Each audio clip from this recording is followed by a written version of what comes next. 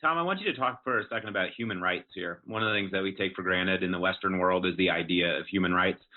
All people have rights. All people are created equal and should be treated equal. And we just think, just to some points that you've made already in our podcast here, we just take that for granted. It's so much a part of the water supply that we just think that this was self-evident to all people at all time, and all rational people should, subscribe to this idea. You point out that Christianity uniquely gave the idea of human rights to the world, and specifically through the crucifixion of the Son of God. Can you talk about that and unpack that idea a little bit? How it is that the story of the crucified Son of God actually gives to us our modern notion of human rights?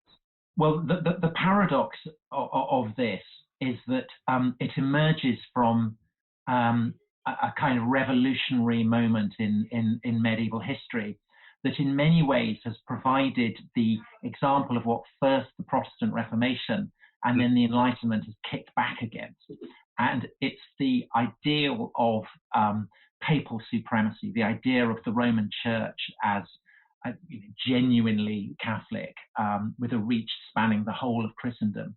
And this is a revolution that really explodes in the 11th century. And it derives from all kinds of theological influences.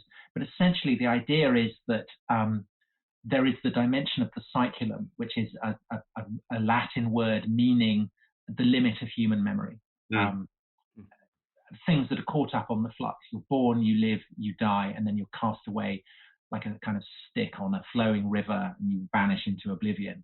And counterpointed against that is the dimension of the church, which offers a single religio, which is a bond uniting and joining you to the dimension of the heavenly. There's one God, there's one church, therefore there is one religio. And with this religio, you can escape the flux of the cyclum. You can attain eternal life. And from the time of the 5th century, when Rome falls and Augustine, the great church father, articulates this idea of there being a city of God and a city of man, this becomes fundamental to the way that people in the Latin West understand how reality is ordered.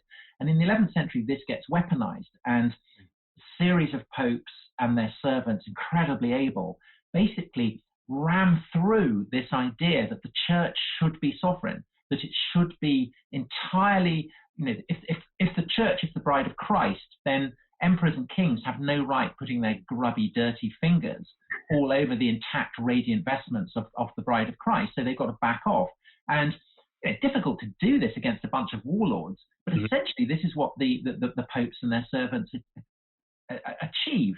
And they set up this framework of the church as basically the world's first sovereign state. And this means that everyone in Christendom has the right to appeal to the church for law, for justice, for order, over the heads of earthly rulers. And to do that in turn, you need frameworks of law. And Christendom, for reasons that we talked about earlier, doesn't have what the Jews or the Muslims have, a kind of vast corpus of law that's come directly from God. It has the conscience, it has the law, but that's written on the heart. But it does also have a succession of canons and decrees, and of course it has elements, it has the rulings you can get from the Bible. So what happens is that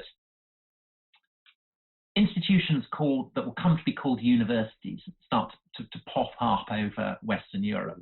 And in these universities, you start to get scholars who, particularly focusing on law, start to look at the canons and to construct a model of law that will enable the church to provide a divinely sanctioned justice for those who appeal to them. And the core foundational idea is the notion that if you look at the Gospels, it's manifesting all Christ's teachings that the rich have a duty to care for the poor. Yes. It absolutely manifests most famously in the parable of Dives and Lazarus. And they start to extrapolate the implication of that if the rich have a duty of care to the poor, then the poor have a right to the charity that the rich are going to give them. And so over the course of the Middle Ages, this age of crusaders and inquisitions and the persecution of heretics, all the things that are the absolute kind of bugbears of, first of all, Protestants and then enthusiasts of the Enlightenment.